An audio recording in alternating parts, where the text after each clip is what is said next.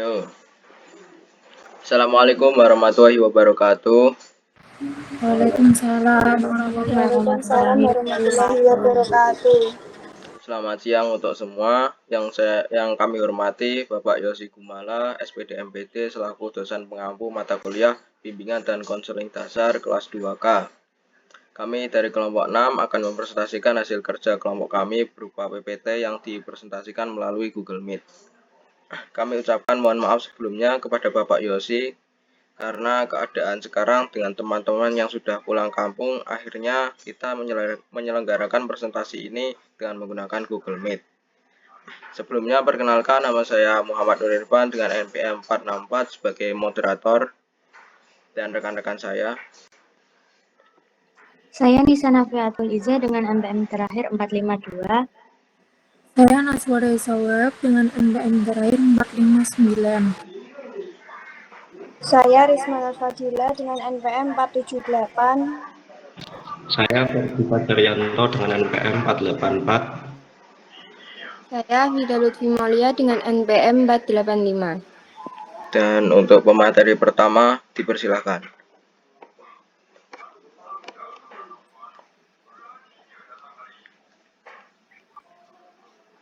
Pengertian anak berkebutuhan khusus.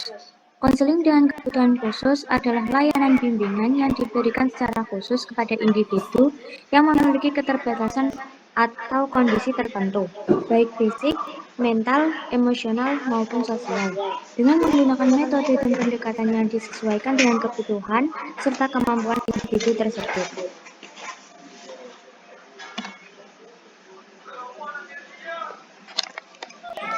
Selanjutnya, jenis-jenis kebutuhan khusus di SD.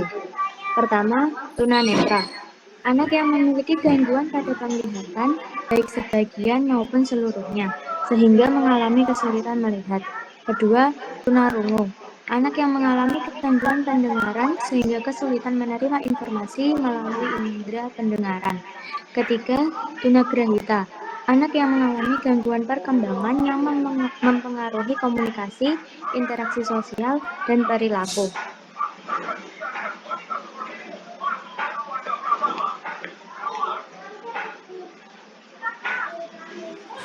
Yang keempat, ADHD atau Attention Deficit Hyperactivity Disorder. Anak yang memiliki kesulitan memusatkan perhatian, cenderung hiperaktif dan impulsif. Yang kelima, tunadexa. Anak yang mengalami gangguan pada anggota tubuh atau gerak, misalnya pada tangan, kaki, atau sistem motorik. Yang keenam, autisme. Anak yang mengalami gangguan perkembangan yang mempengaruhi komunikasi, interaksi sosial, dan perilaku.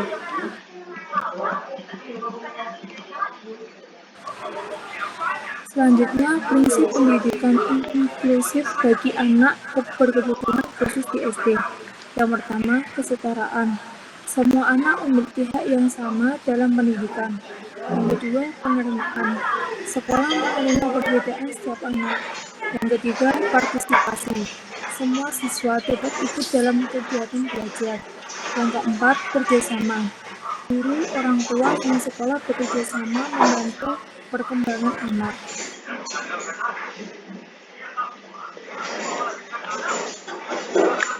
Peranan guru dan konselor di sekolah inklusi. Guru berperan, yang pertama, guru itu berperan dalam mengajar serta menyesuaikan metode, materi, dan kegiatan belajar agar sesuai dengan kemampuan dan kebutuhan semua siswa, termasuk anak berkebutuhan khusus. Guru juga menciptakan lingkungan belajar yang ramah dan mendukung. Yang kedua, konselor berperan memberikan layanan bimbingan dan konseling untuk membantu siswa mengatasi masalah pribadi, sosial, maupun belajar, serta membantu siswa berkebutuhan khusus agar lebih percaya diri dan mampu beradaptasi di sekolah.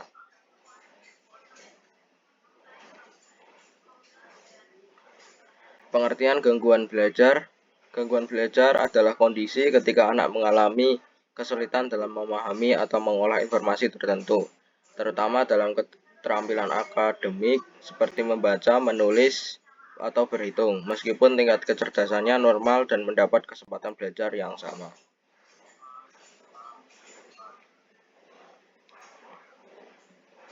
Jenis-jenis gangguan belajar yang pertama, disleksia merupakan kesulitan dalam membaca dan mengenali huruf atau kata.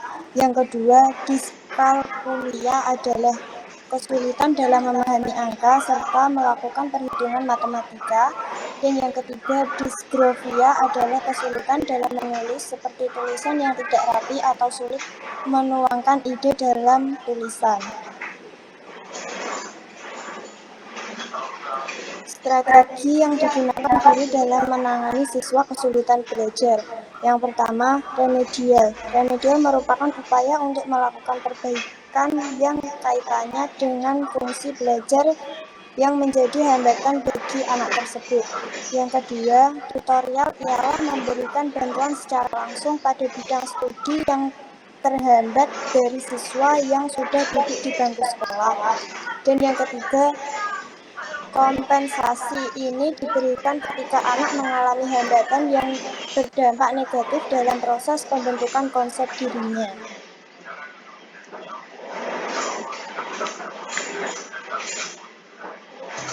Penyebab gangguan belajar yang pertama, faktor neurologis atau otak. Gangguan pada fungsi atau perkembangan otak dapat mempengaruhi kemampuan membaca, menulis, dan berhitung. Kedua, faktor genetik atau keturunan. Riwayat keluarga dengan gangguan belajar dapat meningkatkan kemungkinan anak mengalami hal yang sama.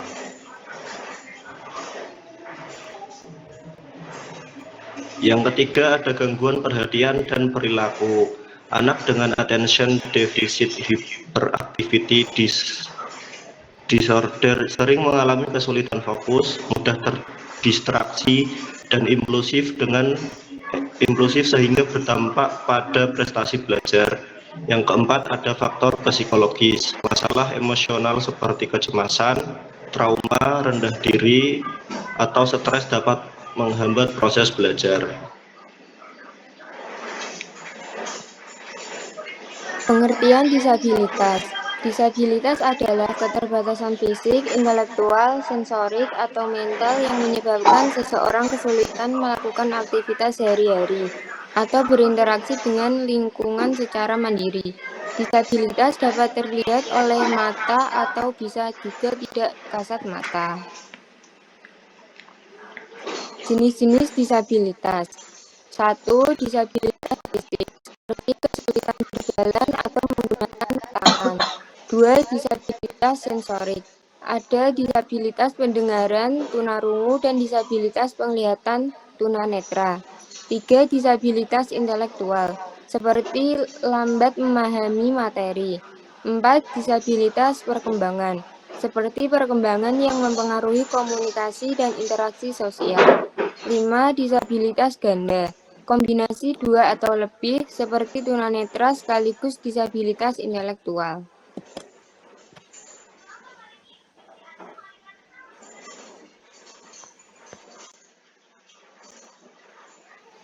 Modifikasi layanan konseling bagi peserta didik disabilitas.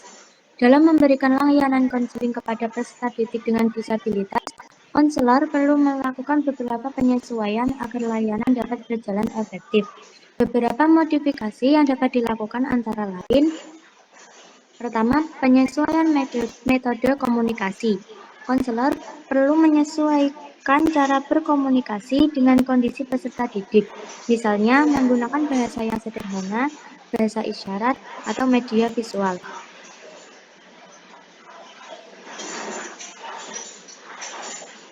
Kedua, penggunaan media dan alat bantu. Media seperti gambar, video, alat bantu dengar, atau teknologi pendukung dapat membantu proses konseling menjadi lebih mudah dipahami. Ketiga, pendekatan yang lebih individual. Peserta didik dengan disabilitas memiliki kebutuhan yang berbeda-beda, sehingga konselor perlu memberikan layanan secara lebih personal dan menyesuaikan dengan kondisi individu. Keempat, kerjasama dengan guru dan orang tua. Konselor perlu bekerja sama dengan guru, orang tua, dan tenaga profesional lain agar layanan konseling dapat memberikan dukungan yang menyeluruh bagi peserta didik.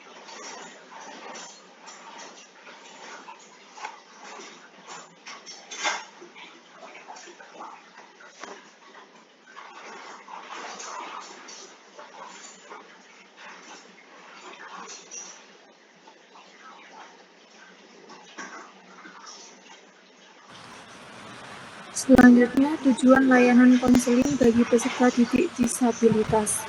Layanan konseling bagi peserta didik dengan disabilitas bertujuan untuk 1. Membantu mereka memahami diri sendiri dan potensinya. Yang kedua, meningkatkan kepercayaan diri dan kemandirian. Yang ketiga, membantu mengatasi masalah sosial maupun emosional. Yang keempat, mendukung perkembangan akademik dan sosial di lingkungan sekolah.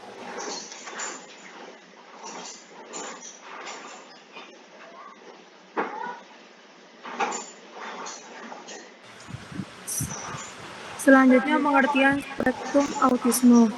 Spektrum autisme atau Autism Spectrum Disorder atau ASD adalah gangguan perkembangan saraf atau neurodevelopmental disorder yang memengaruhi kemampuan seseorang dalam berkomunikasi, berinteraksi sosial, serta menunjukkan pola perilaku tertentu yang berulang. Gangguan ini disebut spektrum karena gejala dan tingkat keparahannya berbeda pada setiap individu.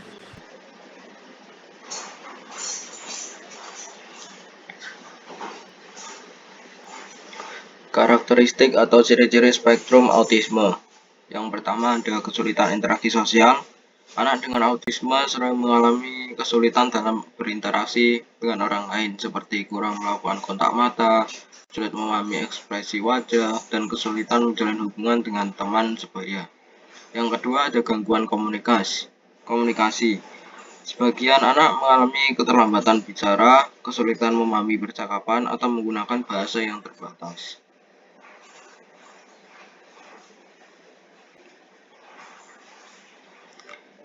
Ya, karakteristik atau ciri-ciri spektrum autisme yang ketiga yaitu perilaku berulang, sering melakukan gerakan atau aktivitas yang berulang seperti mengepakkan tangan, menyusun benda secara berulang, atau sangat menyukai rutinitas tertentu. Yang keempat ada respons sensorik berbeda. Beberapa anak sangat sensitif terhadap suara, cahaya, atau sentuhan, sementara yang lain justru kurang responsif terhadap rangsangan tersebut.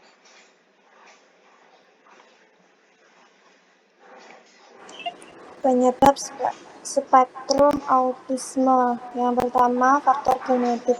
Banyak penelitian menunjukkan bahwa autisme berkaitan dengan faktor genetik.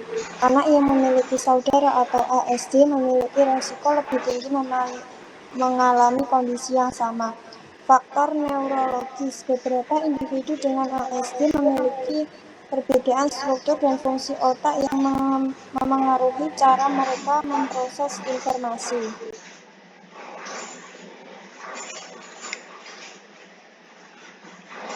Yang ketiga ada faktor lingkungan. Beberapa kondisi selama kehamilan seperti infeksi virus atau kelahiran prematur juga dapat meningkatkan risiko ASD. Perlu ditegaskan bahwa autisme bukan disebabkan oleh pola asuh yang buruk atau vaksinasi, sebagaimana pernah menjadi mitos di masyarakat.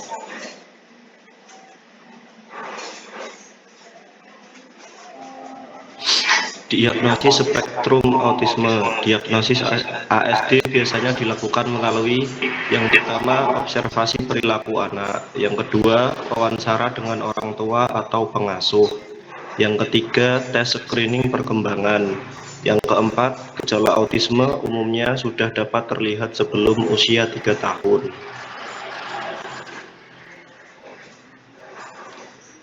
Pengertian ADHD. ADHD atau Attention Deficit Hyperactivity Disorder adalah gangguan perkembangan saraf yang mempengaruhi kemampuan fokus, kontrol impuls, dan tingkat aktivitas seseorang. Seringkali terlihat sejak masa kanak-kanak. ADHD juga merupakan gangguan neurodevelopmental yang menyebabkan kesulitan dalam mempertahankan perhatian, hiperaktivitas berlebih, dan perilaku impulsif yang tidak sesuai usia. Kondisi ini biasanya didiagnosis pada anak, tetapi bisa berlanjut hingga dewasa dan mempengaruhi fungsi sehari-hari seperti belajar dan interaksi sosial.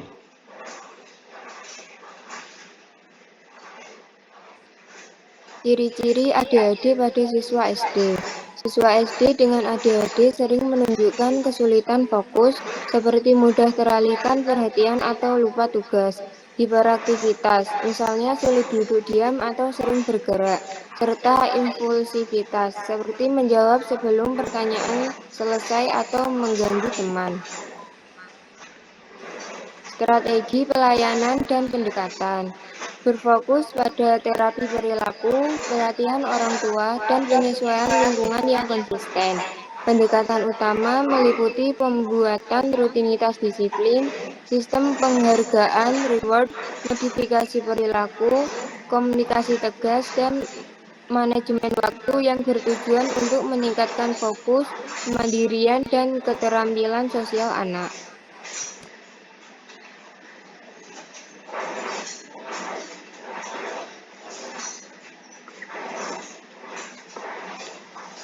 Dampak ADHD.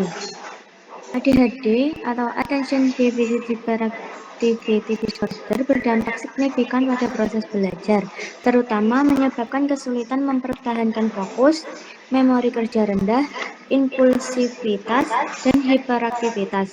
Dampak ini sering mengakibatkan prestasi akademik rendah, tugas sekolah tidak selesai, organisasi buruk, dan potensi putus sekolah jika tidak ditangani.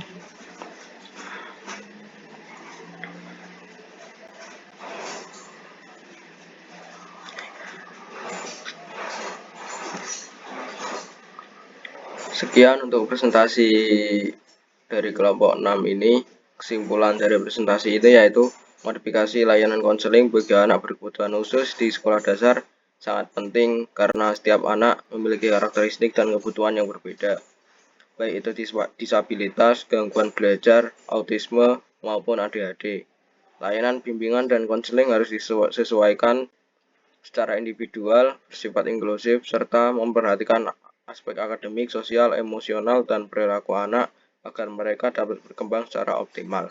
Dengan dukungan guru, konselor, dan orang tua yang bekerja sama secara konsisten, anak berkebutuhan khusus dapat meningkatkan kemampuan, kepercayaan diri, dan partisipasi aktif di lingkungan sekolah.